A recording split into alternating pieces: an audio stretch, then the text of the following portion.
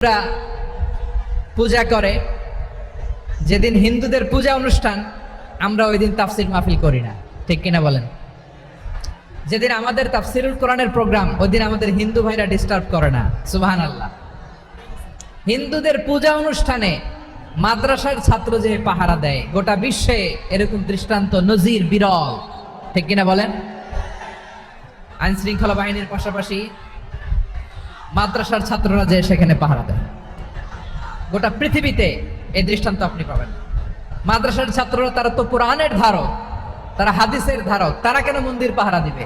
এই সম্প্রীতিকে ধরে রাখার জন্য, এই সৌহার্দ্যকে ধরে রাখার জন্য, আমাদের পারস্পরিক ভালোবাসাকে অটুট রাখার জন্য। আওয়াজ করে বলতে হবে, ঠিক কিনা? এখন বলেন, আমাদের এই ভালোবাসা অটুট থাক, আমরা চাই কি চাই না? আমরা হিন্দু মুসলিম মিলেমিশে শান্তিপূর্ণ সহাবস্থান, সাম্প্রদায়িক সম্প্রীতি। লালমনিরহাটের ভাইয়ের আওয়াজ করে বলুন, এই সাম্প্রদায়িক সম্প্রীতি আমরা চাই কি চাই না?